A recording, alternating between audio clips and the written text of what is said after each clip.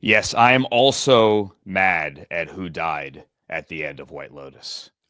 Welcome to another edition, everybody, of Thinking Out Loud. Thank God we're inside of 3 weeks until the NFL Draft edition of Thinking Out Loud. We thank you for being here. My name is Andrew Siciliano. Sam Batesh is here as well. There is always plenty of football to chew on because even though it's baseball season, even though it's opening day today in Cleveland as we tape this, where it is 27 degrees, but should be up to 34 by first pitch. And even though there's hockey, Alexander Ovechkin's now the all-time leading scorer, and congratulations to Florida of all the ways to end a championship game. I don't know that I've ever seen that one. This is still a football-friendly show. And it is officially silly season from the moderately silly, like Xavier Restrepo on GMFB this morning calling out Cam Ward for being the worst fisherman he's ever seen in his life. If you want best fisherman available, you need to take Travis Hunter. To the moderately silly, which is every GM will likely have a pre-draft presser between now and the night of April 24th, and none of them will tell you the truth. How do you know a GM is lying right now? It's because they're speaking into an open microphone. No one has any incentive to tell you the truth, but we are here to tell you the truth, or at least the truth as we know it in this post-truth society, Sam, that we live in. My new number one most important Mike White in the world will no longer be the former Raiders head coach, but the creator, writer, director of White Lotus. What about the former Jet quarterback? Also fascinating. But I think now, surpassing that will be Mike White. Rarely that a show sticks with me in my mind for a couple of days after to have that resonance on me. And yeah, that finale was worth the wait. That's a lot to pack in. So, like, what was Mook? Like, what was Mook? Was right. Mook there only to convince Guy Talk that he needs to step up and be a man? In a way, and by the way, yeah. And is that being a man, by the way? The way he finally I also thought threshold? You're right. The fact that he truly shot him in the back was interesting, right? Spoiler alert. Yeah, big spoiler alert. But the fact that, right, I was expecting, I thought when it cut back to him that it was going to be that we see him turn around. So it had to be more of that moment where we know that he is, sort of really doing it. But yeah, good for Mook. I'm a big Mook fan. I'm a huge Mook fan also. Yeah, I'm a big Mook fan. Do you know that Mook has 100 million IG followers? So now that you're saying it, not surprising. Million. Okay, so now that you're saying it, Do you know why? I don't. She's in Blackpink. Wow. Yeah. What? So like Mook could buy and own. Her name is Lisa. She could buy she could buy HBO. I really didn't know that. Good for her. Mook is worth more than financially. Sure. I mean, we're all worth something. Yes. Keep that inside. Of course, that's important. Mook is worth more than every other actor on that show combined. I love that for her, especially considering who's on the show. But yeah, spoiler alert. But for those who haven't done it, go down that rabbit hole, please. And I guess it's not that much of a rabbit hole at 100 million. I mean, it's people. No, there were no rabbits in it, but a lot of monkeys. Mook is. I'm a big Mook fan. All right, let's get to the draft. With the first overall pick, Mook. No, with the first overall pick, probably. It's likely Cam Ward. Let's just say this: I am happy that pro day season is over. Because pro days they do have value. And I've said this before. They have value. How much value? I don't know. It's like a college job fair. You do get to see and talk to and meet and interview a lot of cool job applicants, but the one-on-one interview is really worth more. Let's go back to Friday, Colorado Pro Day, or as it was called, the Colorado NFL Showcase. 140, 150 NFL personnel were credentialed. Browns had everybody there. Giants had everybody there. Titans had everybody there. There are a lot of people there. All to see Shedeur Sanders and Travis Hunter. Listen, Shedeur Sanders pats the ball too much. Okay, I don't care. That's not what I'm here to see. I'm here to see what he can do on the field, and that is throw a really nice deep ball. It's no coincidence he has worked with Jeff Blake. Kids, Google Jeff Blake. Jeff Blake, with that Russell Wilson now like moon ball. He threw the deep ball, put a lot of air underneath it. That is Shedeur Sanders I don't say super skill, but he throws a pretty deep ball. He processes well. Most people will tell you. Now, I've talked to some evaluators who say, hey, like I ask them, is Shedeur an elite processor? That's how he sells himself. Hey, I may not have the strongest arm. I read the field. I know how to play the position. And they all go, I mean, he's good. I wouldn't say he's elite, but yeah, he's got that. What we didn't see Friday is that snap, that zip from his arm, from the short and intermediate stuff. He can't rip it. That's not his game, not the tightest of spirals. There is a noticeable difference in arm talent and the way the ball comes out between Shedeur Sanders and Cam Ward. Cam Ward is, in all likelihood, the number 1 overall pick. Okay? Just get ready for it. Get used to it. It's going to happen. I think what Colorado Pro Day did is put up a giant neon sign, if you didn't know already, that Travis Hunter is the best overall player in the draft. And if not for quarterbacks always moving up because of need, Travis Hunter would be number 1 overall and likely could be number 2 overall. I don't think Shedeur Sanders is necessarily in that conversation at 2 overall. Now, the Giants may feel the need. They may take him at number 3. I hate to say somebody is going to slide. I don't want the clickbait. I'm not here for clickbait. I'm not here for the hot take headline. I'm not. But I do think there is a chance that where Shedeur Sanders was drafted, or rather, I do think there's a chance where Shedeur Sanders was projected a couple of months ago is not what happens on the night of the 24th. He is not going to be at the draft. He's going to have his own thing, and I think that's good. There are going to be a lot of cameras there, but it's not going to be the green room camera. It's not going to be the Brady Quinn camera or the Johnny Manziel camera or the Aaron Rodgers camera. We're not going to see that. It's going to be somewhere else. I do think there's a good chance that at 6 he's there for the Raiders. At 7 he's there for the Jets. At 9 he's there for the Saints. Does he get to 21 of the Steelers? I'm not sure, but I think he's going to become the story of draft night.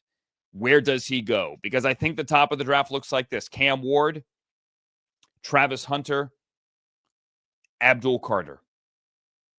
If I had to lock it in right now. And we still have 2 weeks to go. I don't have this amazing insight what the Browns are going to do because, I work there. They have kept it so tight and so quiet. All I know, though, is that when you talk to the people that were there at Colorado, and I could not be there. I had to host the Rich Eisen show. I had a blast doing that. When you talk to the people that were there on the field in Colorado, professional talent evaluators, their reaction to how Travis Hunter looked was a collective, holy you-know-what. He is that guy. And if he is that guy, then I truly do think he is going number 2. Not just as the best fisherman available, although there is a tie in there, 2007, and Joe Thomas, when he was fishing on a boat and the Browns took him in the first round, but just simply best player available. Is he a corner? Is he a wide receiver? I'll be honest with you, I don't care. Figure it out. Play him at both. No team is going to say we only play him at 1. That's not going to happen. Every team going to play him on both sides of the ball. The question is how much. Can he go 110 snaps? No, he can't. That's unrealistic. That's what he averaged at Colorado, 110 snaps per game, collectively, both sides of the ball in 2 seasons. Led the FBS clearly in snaps per game. You can't do that in the NFL. I think the likely scenario is he plays wide receiver, depending on the team. But let's say he goes to the Browns or the Giants. He plays wide receiver first, and then you mix him in dime. You put him in on third down. Maybe you give him 20 snaps a game on defense, 15 snaps a game on defense, and he's a wide receiver first. Now, that's because the Browns or the Giants would likely need him at wide receiver first. If the Raiders trade up, let's say the Raiders, let's make a trade here because our guy Rhett Lewis on NFL.com had the Raiders trading from 6 to 2 and taking Travis Hunter. Where is he for them? Is he still a wide receiver first? They could use both wide receiver and corner. I don't know. It's to each his own, but he is going to play both. And I think If I had to bet my mortgage today, which I wouldn't do, especially with this stock market, Oof. I would put him at the Browns at 2. That's fascinating in regards to what has happened here over the course of a couple of months. The idea that there was this real quarterback competition. Cam Ward then clearly rose above Shedeur, and it was obvious. You were quick on that. You were early on the Cam Ward is the number one quarterback, and so it became Cam obvious. And now, since that day where the story was supposed to be all about Shedeur, now coming out of it is Travis, the new number one. Also fascinating in this is a stat that I want you to iron out for everybody, please. First time since 1993 that first round draft picks are with all 32 teams as they were laid out, correct? I think the best way to frame it is this. It is the first time in what we call the common draft era that the new league year, which is the beginning of free agency when you turn the calendar financially and everything into 2025, the new season. It is the first time in the new league year that every team opens the new league year with its own first round pick.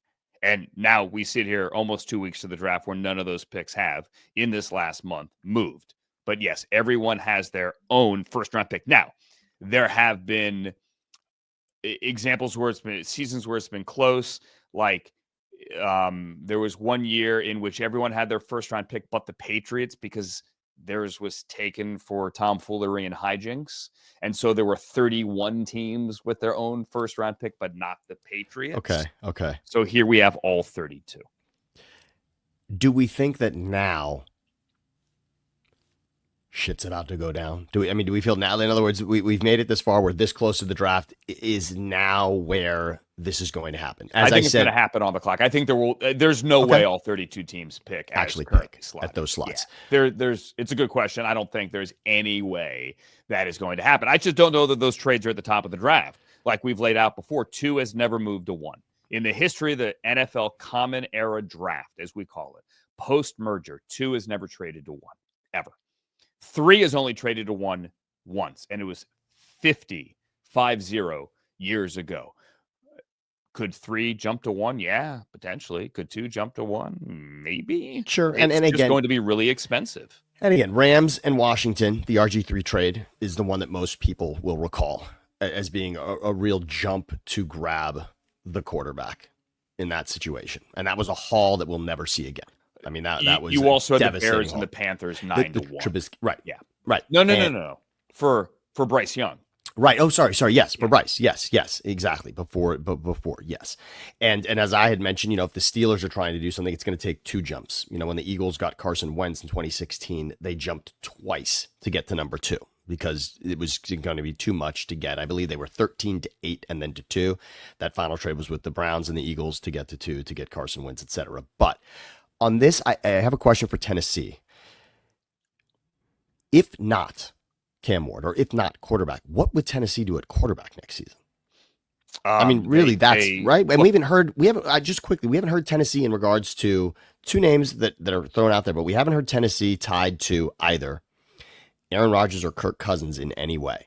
And could that math change? Could Tennessee decide that instead of maybe not being in love with either Shedeur or Cam Ward, and we all agree that Cam would be above Shedeur at this point, if not in love with Cam Ward, is there a scenario where, as you said, Travis Hunter is the best player and is clearly the best player and is the generational player in this draft, and we need to get him and we figure something else out, we stitch something else together at quarterback? Breaking news, Mike Malone is out as head coach of the Denver Nuggets. Wow. I did not see that coming. Okay, yeah. That's okay. Wow. I digress, and I'll get back to your question. If not Cam Ward, then what? Right. Yeah, sure. I would say it's not Aaron Rodgers or Kirk Cousins because I don't believe either player wants to go there. So if not Cam Ward, then the answers on your roster are Will Levis or Brandon Allen, or it would be a Carson Wentz. For example, a Jake Brisket. Does he have a job? it would be a Carson Wentz or a Joe Flacco, that kind of guy, and you just punt. You punt until next year, which, look, if this is a long play here, there is nothing wrong with that. Nothing wrong with that. If you as the Tennessee Titans say, hey, guys, you got to be honest with your fans here. This is not a one-year fix. Abdul Carter, Travis Hunter are the best bleeping players in the draft. We're going to take one of them, and we're going to sign a bridge quarterback, and we're going to play it next year, when next year could be Arch Manning, although I think that's unlikely, okay? It could be Garrett Nussmeier or Drew Aller, or, look, next year's quarterback class could be really good. Yeah, I mean, really good. There are those who said the Giants are the ones slow playing that. And there's well, this they Arch did Manning sign idea. Veteran bridge quarterbacks. Exactly. However, those two bridge quarterbacks only cost $15 million. Let me say this: the idea that Arch Manning is coming out next year, not a lot of people believe that. Like, in the football world, there is legit skepticism that Arch Manning is coming out next year. And doesn't that beg the question that we have with the totality of games played? The idea that Bo Nix is obviously such a more significant quarterback because of his games played, as opposed to those who didn't nearly get that collection of games played at that level. And he also has a family full of pretty experienced advisors. Sure. But again, games played would be the entire conversation there. Sure. They may want him to stay in school longer. Absolutely. Yeah. But I like, it makes me feel better about the Giants long term if that's their play. If they're playing chess over here with the Arch Manning idea, that's an interesting one. Difference is, you would think the Giants need to start winning now. Now, I think Joe Schoen, and I don't need to go down the Hard Knocks thing again, okay, but Joe Schoen drafted well last year, okay? He really did. Does Joe Schoen have more leeway than Brian Daboll here? Look at Tennessee. You have a new front office structure, although Chad Brinker was there, right? Mike Borgonzi is the new one. Brian Callahan, some people thought he was going to be one and done last year. Now, I was not one of them, but clearly there was a shakeup in Tennessee, and Brian Callahan survived. Does Brian Callahan have the leeway to just punt this year? Like, what is the message from ownership in the front office? But I do think ownership is the big question here with the Tennessee Titans. You're moving into a new stadium in a couple of years. Do you just need the quarterback now, and do you need some fun, some juice, some energy, right, as you build towards building, right, as you are building the stadium and as you get ready to get out of this one? That's the question. You can't just bank on next year's quarterback class unless you just go, we don't like this player enough. Let me get to my thing that I did on the beach. Sometimes, full disclosure, my walk-in talks, you're just trying to, they're not clickbait, but I'm just throwing stuff out there sometimes. And the one that I threw out this past weekend was this, because all these people read into, Sam, let's go back to Saturday. The headline is, Jim Wyatt, who works in-house for the Titans have canceled their private workout with Shedeur Sanders. They saw him work out at Colorado Pro Day on Friday. They liked the workout. No need to have a private workout. The immediate Twitter reaction was, yep, Cam Ward, it's all you, buddy. Come on down. You are the first overall pick because the Titans saw enough from Shedeur at Pro Day. Well, what if that's only partially true? What if, yes, the Titans did see enough at Colorado Pro Day of Travis Hunter, and they know he's the best player in the draft? They saw the footwork. They saw the explosion. They saw the hands. And by the way, look, Mom, no gloves. And they're like, yes, that's the guy. So we don't need to see Shedeur throw, because that guy you were throwing to, that guy is the guy. Now, does Andrew really believe that? Does Andrew speak in the third person? Rarely. But do I really believe that?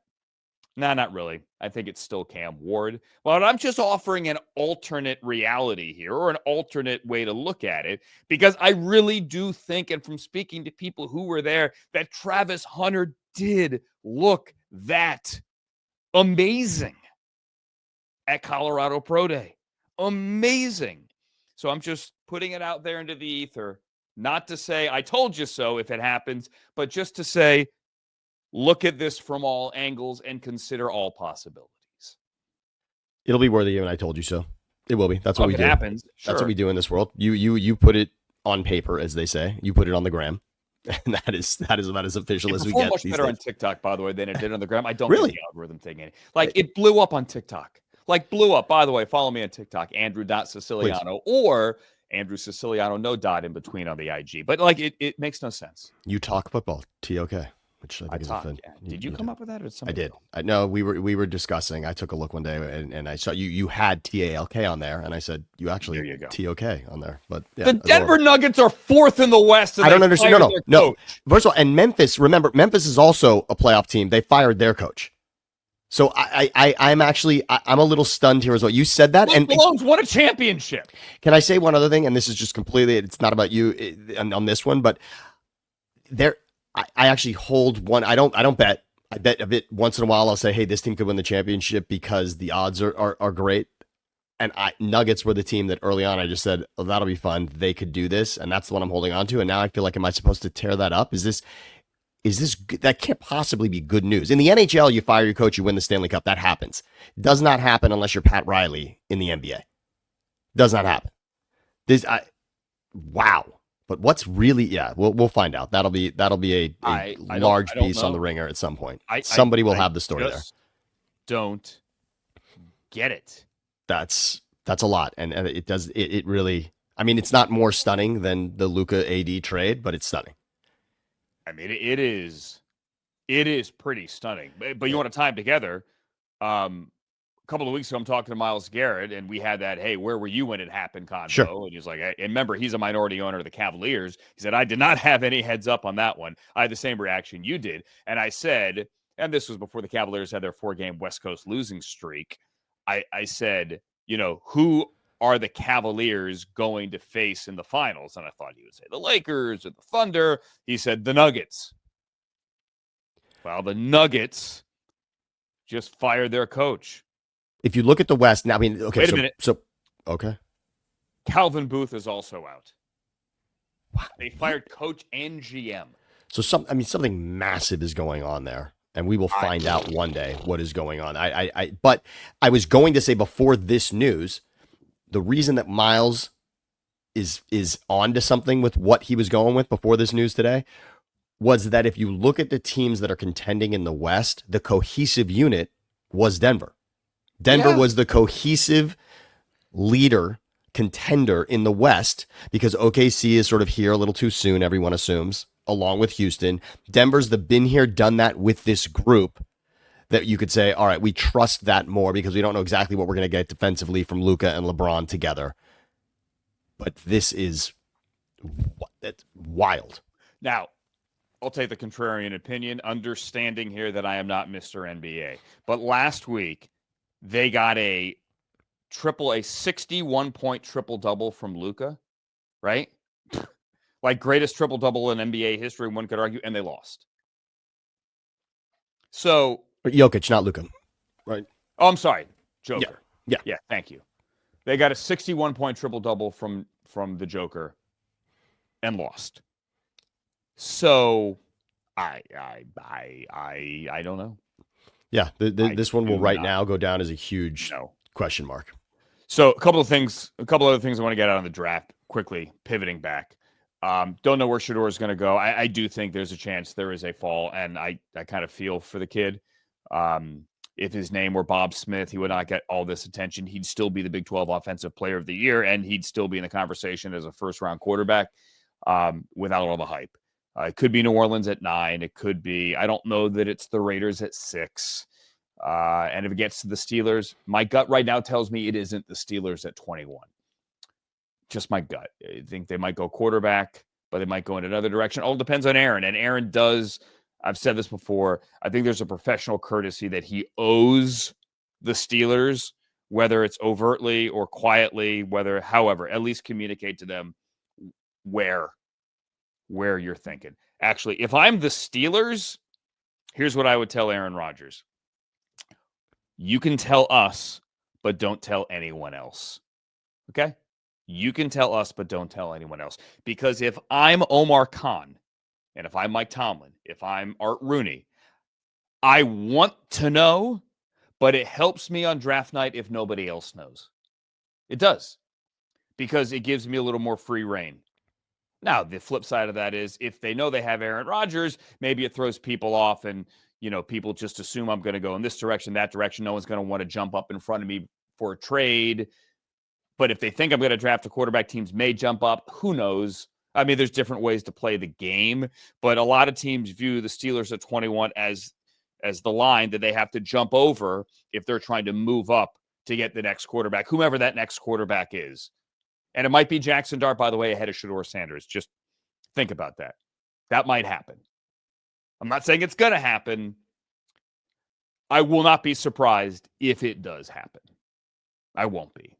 Saints is the team that seems interesting there. The Carr re-signing is not necessarily, we're all, I mean, Carr was cute at times last season, but Shedeur could certainly go there. Kellen Moore, I could see that. Well, let's play that game. If he does go there, does Derek Carr win out? And does Derek Carr enter the veteran quarterback conversation with a post-June 1 release? Yes. Yeah. As much as he's in the pool with Cousins and Rodgers at that point. So as we a few months ago or a month ago, whatever it was now, talked about, hey, keep an eye on this one, Geno Smith. Let's just say keep an eye on that one as well. Just keep an eye on it.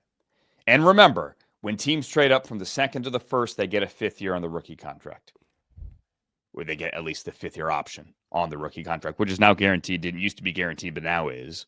So that's what the Ravens did in 2018. They jumped up to the 32nd overall pick, the end of the first, and they took Lamar Jackson, and that fifth year certainly did help as you look at the way the contracts have played out. 5 games left in the regular season.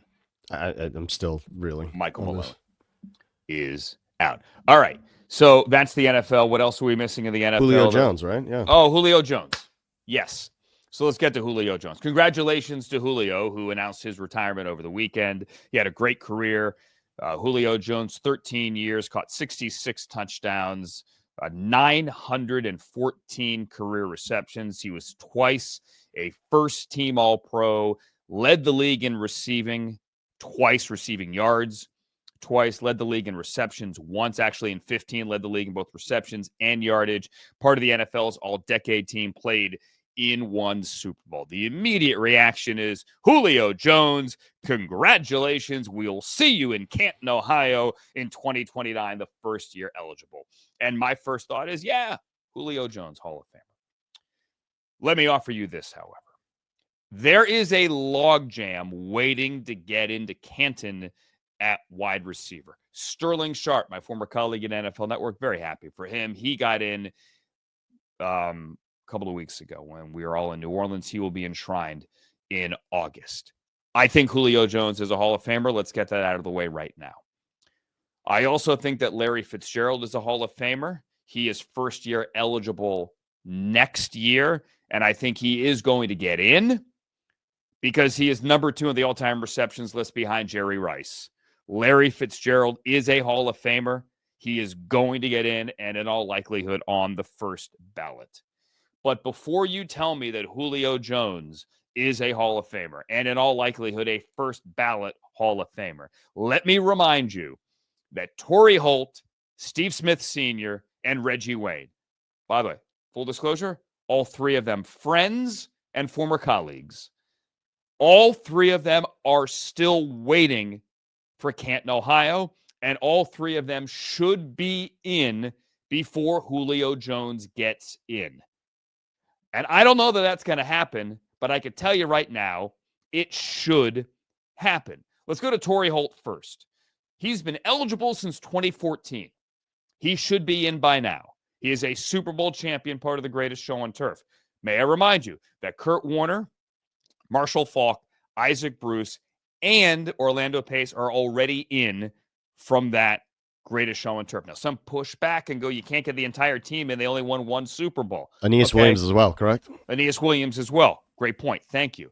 I would argue, look at the record. Torrey Holt, 11 years, 920 receptions, 74 touchdowns. Now, you look at me and say, well, he's only 26th, Andrew, on the all-time reception list. Okay, well, that's only because he played 11 years. If you put his 17-game average, in other words, what he averaged over a full season, now 17, not 16 when he played, his numbers are identical to Larry Fitzgerald, almost to the number. Identical to Larry Fitzgerald in a 17-game average per season. Torrey Holt was part of the All-Decade team. He led the league in receptions in 2003. He led the league in receiving yards twice. He was a first-team All-Pro once and a 7-time Pro Bowler. Torrey Holt should be in the Hall of Fame. Steve Smith Sr., eligible since 2021. He has 81 career receiving touchdowns, 6 career return touchdowns, 2-time first-team All-Pro, 5-time Pro Bowler, led the league in receptions and yardage in 2005, and led the league in touchdowns that year. He played in a Super Bowl. He was a comeback player of the year, and his 17-game average, 80 for 1144 and 6. And he played 16 years. Oh, Andrew, he only has those numbers because he played 16 years. Since when is longevity a bad thing in this league? The most physical, dangerous sport in our country, and we say longevity should be held against you? Go jump in a lake. And then there's Reggie Wayne, eligible since 2019. He is 10th on the all-time reception list. 10th. The only people that are in the top 10 who are not in are Jason Witten, because he's not yet eligible, and Anquan Bolden. Reggie Wayne's a Super Bowl champion. He played in 2. He led the league in receptions in 2007. He's a 6-time Pro Bowler, and his 17-game average, 86 for 1156 and 7. All those guys need to be in the Hall of Fame before Julio Jones. Not that they're better. I think they're all comparable. But if you're going to scream from the mountaintop that Julio needs to be in, then I got to ask aloud, why aren't these guys in, and why have you made Torrey Holt and Steve Smith and Reggie Wayne all wait? That makes no sense to me. I'm going to agree with one thing you said to start all of this, which is that Julio's going to be a first ballot. I think that's going to happen. I also think you are correct about these getting in. Does it have to be in the order that you suggested, though, where they have to get in before Julio? Because I don't think that's going to happen. I think everyone you just listed is and eventually will be in. I think that's a comfortable statement, that eventually all of them will get in. But for Julio, there is to me a difference between the group you're talking about. And I don't know that this is a bias that's happening within the Hall of Fame voting, but in my mind, it does a little bit. The wide receiver position, when you are physically more dominant than your opponent, and think about the Hall of Fame wide receivers that we've seen fairly recently. Calvin Johnson, Andre Johnson, Terrell Owens. Just think about those 3. And the size, even just the height, but really it's the size as well and the strength. They were dominating at that position physically as well, towering over most opponents and being physically dominant on the field in that way. And Julio is in that conversation. Calvin Johnson, Andre Johnson, Terrell Owens, Julio Jones. In my lifetime of watching football, and we're just going to exclude Jerry Rice for the moment, I'm going to say the most physically dominating wide receivers that I saw would be that group. Do you have an argument with any of that? Is there anyone you want to add to that? Andre Johnson, Calvin Johnson, Julio, Terrell Owens, right? This makes sense. And Julio also, and when you look at it, the 300-yard game, and I know it's one game and it's one stat, but that I think that's the one. He doesn't have the Super Bowl. 28-3, yes, but that is not a Super Bowl win, obviously. He also made an incredible catch in that game. We all remember the catch that was made by we all remember the Edelman catch. It was special. But Julio Jones made a catch on the sideline in that game that is the toe tap of all time. Please go back and watch that. But the 300-yard game solidifies it. That's dominating a league in a way that, and again, Calvin's got one, and of course Flipper Anderson's got the record. But that is dominating an opponent in a league of the best ever. That stamps it in my mind and just says first ballot. And again, when you look, as I said, those physically dominating receivers are the ones that we're seeing sort of in automatically. And yes, Torrey, Reggie, they will be in. They will absolutely be in. Julio Jones and Torrey Holt, put their resumes side by side. They are indistinguishable. You cannot tell them apart. As a matter of fact, if we did this on TV. We put them side by side and just did blank headshots, right? You wouldn't know which one's which. You simply wouldn't. Let's do this. Ready? And remember, Torrey Holt's been eligible since 2014. Julio Jones played 2 more years. Injury-filled years, but 2 more years. Julio played 13. Torrey played 11. Julio Jones, 914 career receptions, 13 years. Torrey Holt, 920 career receptions, 11 years. Julio Jones, 13,703 for the yardage. Torrey Holt, 13,382 for the yardage. Julio Jones, 15-yard career average. Torrey Holt, 14.5 career average, half a yard. Julio Jones, 66 career receiving touchdowns. Torrey Holt, 74 career receiving touchdowns. 17-game average. Julio Jones, 94 catches. Torrey Holt, 90. Julio Jones, 1403 on the yardage. Torrey Holt, 1315 on the yardage. 7 touchdowns for Julio, 7 for Torrey Holt. Julio Jones, 27th on the all-time reception list. Torrey Holt, 26th on the all-time reception list. Julio Jones went to 1 Super Bowl, lost it. Torrey Holt went to 2, 1-1. Julio Jones, 2-time first-team All-Pro. Torrey, 1-time. Julio Jones, 7-time Pro Bowler. Torrey Holt, 7-time Pro Bowler. Julio Jones led the league in receiving yards twice. Torrey Holt led the league in receiving yards twice. Julio Jones led the league in receptions once. Torrey Holt led the league in receptions once. Julio Jones, all-decade team. Torrey Holt, all-decade team. Statistically, they're identical. Torrey Holt has waited since 2014. Did you They're identical. That? Did you generate that with AI, by the way? It was impressive, the side by side. No, I did. I looked it all up this morning, cut and pasted. They are identical statistically. We should have played that game. We should have played that game, named the player. The only difference is Julio Jones has roughly 100 yards extra per season average number of yards per season, roughly. Okay. And that's significant. That's something. It's not it's not enough to say Hall of Fame, not Hall of Fame. No, and everything else is identical. And remember, Torrey Holt, for the majority of his career, had a Hall of Famer, Isaac Bruce, on the other side of him. Not really good player, Isaac Bruce. Hall of Famer, Isaac Bruce, on the other side of him. Does that take away? Julio, who would you say? I mean, Roddy White, who's the best receiver on the other side. Roddy White was a good player. Roddy White's not going to the Hall. No, he's not. Not going to the Hall. Not. And then we're talking tight end. I mean, there was a Tony Gonzalez season. Algie Hall Crumpler. Of Famer. So there's your Hall of Famer there. Yep. Yeah. Okay. Algie Crumpler, not, but yeah, and more seasons with him. Big man rumbling. Yeah. Yeah, but not, Tony Gonzalez was, for the short amount of time they were together. And speaking of Tony Gonzalez, does this play a factor in this at all?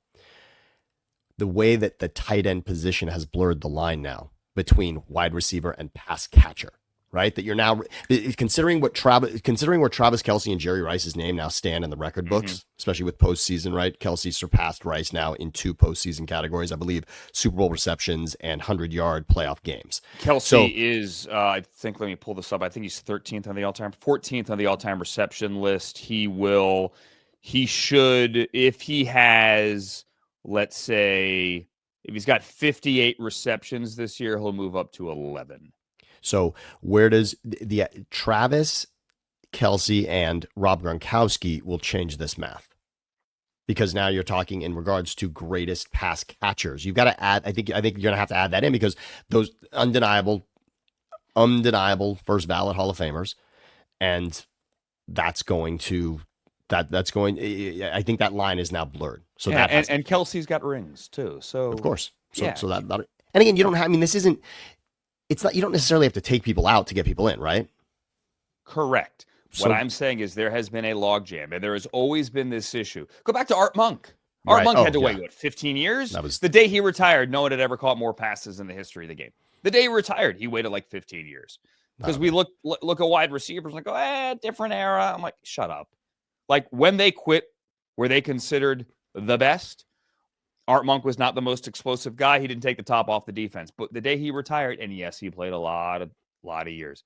But again, since when is longevity a bad thing? The day he retired, he had the most receptions in the history of the game, and he had to wait forever and a day. Yeah, all pro is a big part of this, right? I mean, what your peers consider you is a pretty huge one. All pro is a big deal. Yeah. Not second team all pro. Warren Sapp would fight you on that one. Really? He said there's no such thing as second team all pro. I don't mind that. There is. Well, I mean, first team NBA, second team NBA, probably the same. His thing is you're either an all pro or you're not. I get it. And people would say that about the Hall of Fame, though. People say the exact same thing about the Hall of Fame. So one other question about the two of these, and if I know it's not just Torrey, and you talked about Steve Smith as well, but is quarterback played with any part of this? I mean, I would certainly argue the Matt Ryan MVP season solidifies this as, I would say, when you're doing the name the receiver and you're going through all of these similarities, I think Kurt Warner and Matt Ryan are I'm not going to say fairly equal in regards to resume, but overall in regards to who's throwing you the ball, I don't think one has an advantage. Very good quarterbacks. Yeah, one does not have an advantage over the other. Steve Smith and Jake Delhomme. Yeah, so there's the argument for that one. He had Jake Delhomme. He had Cam Newton. To be fair, okay, yeah. But I mean, Cam was not exactly the most polished passer when he got into the league. No, but if you're having this argument, you'd say Cam Newton, 2015 MVP. Yeah, 2015 MVP carried the team. Well, it was a team effort, but he was spectacular. Yeah, Luke Kuechly. Yeah, he was spectacular. Yes. No one could argue that season. You can't argue Coldplay's performance at the Super Bowl that year, but you can't argue Cam Newton's season. I've seen Coldplay a few times. That was not one of their best shows. I was in the building. I was like, really? What's going on here? Just where everyone's got an off night. I mean, Chris Martin hopping around on stage, and then, I mean, literally hopping, like here comes Bunny Foo-Foo, hopping.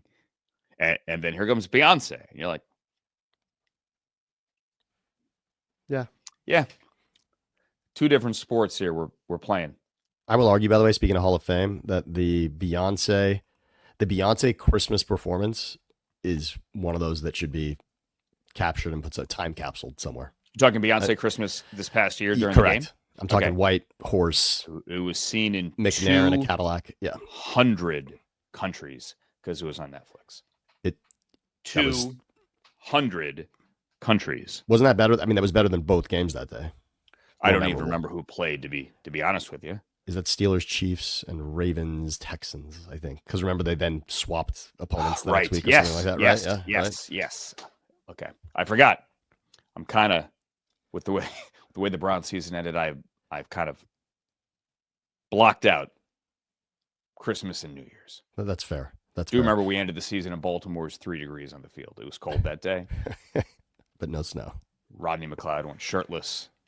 Then I went home and I rooted for both the Patriots and the Titans to lose. Got one, almost got two. Did not get two. Milton. Then my dad said to me, it doesn't matter if the Titans lose. Like, actually, Dad, it does. I don't care if we're picking 1 or 2 or 3. I'm like, it's going to matter. It's going to matter. Can I say one thing for your hometown, by the way? Tip of the cap moment for us, if you will. Yes, you may. Alex Ovechkin.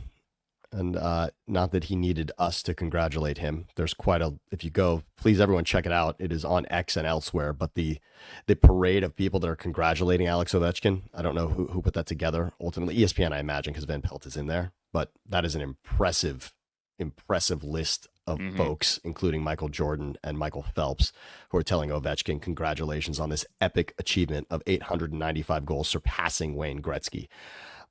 That's a milestone. everything that Gretzky ever did is sort of in the Cal Ripken stratosphere of never to be broken.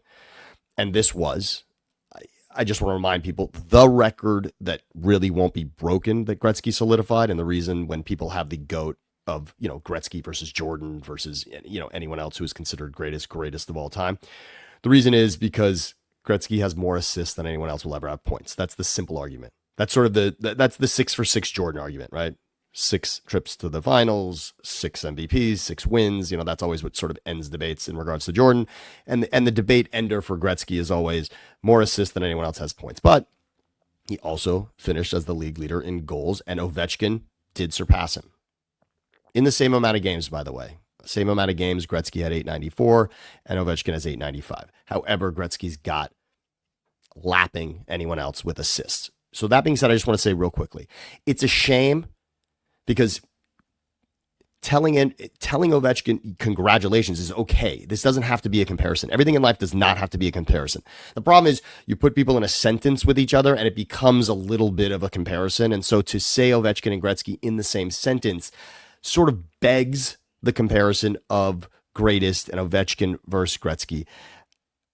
Let's just end it quickly. Let's allow Ovechkin to be great on his own and allow this to be he is the goal scorer. And I would say he is let's just say he's the greatest goal scorer. Let's say that. But in regards to greatest of this game, real simple, it's this.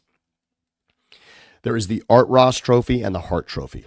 And Art Ross is just most points scored in the league, and Hart is MVP. And both players, Gretzky and Ovechkin, played at this point 20 seasons. Ovechkin is a 3-time league MVP, which is fantastic. And he's a 1-time Art Ross Trophy winner in leading the league in scoring. So 3 MVP, once leading the league in scoring. Gretzky is 9-time league MVP and 10 times led the league in scoring. I'll just end it on that. There doesn't have to be the comparison. And frankly, if there was, it would sort of knock at what Ovechkin did. We don't need to do that. Congrats. It's incredible. And he also doesn't have the knock of not, as you well remember, Andrew, he won the cup for Washington. He did something that he sort of couldn't get over the Crosby. He couldn't get over the Crosby hump, and then he did and won the cup. And that's that. So congrats to Ovechkin. It's amazing. Don't do the Gretzky thing. Don't do greatest. It's not. It won't be there. It doesn't need to be there, but it's not. And that's that. I loved when I turned on the TV this morning and the topic bar was, is LeBron greater than Ovechkin? What? That happened? No. Okay.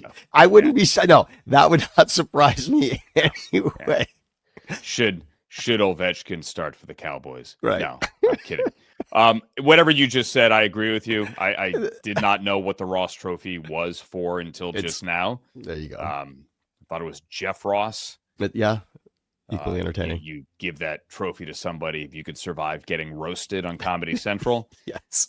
Joking aside, I am happy for my hometown that Alexander Ovechkin did bring a cup home, and I was certainly rooting for them. And as a kid, I used to go to the old Caps Center all the time in Landover and go to Caps games and see Rod Langway and Bobby Carpenter. Absolutely. And those great Caps Mike teams. Gardner, maybe. Mike Gardner. Mike Gardner, thank you. I simply don't have that much time in my day anymore to watch hockey. Respect it. I just Ole the goalie. Ole the goalie also. Olaf Kolzig. Olaf Kolzig. Exactly. I cannot. Where's Clint Malarchuk these days? Yes. I cannot. And please, Don Kowarski, have another donut. I cannot speak intelligently, unfortunately, about hockey. However, whatever you just said, I agree with you. So, with that said, here's to your stock market portfolio rebounding next week. To you and yours. Thank you for liking, subscribing, and sharing this episode of Thinking Out Loud. We shall see you later. Nos vemos.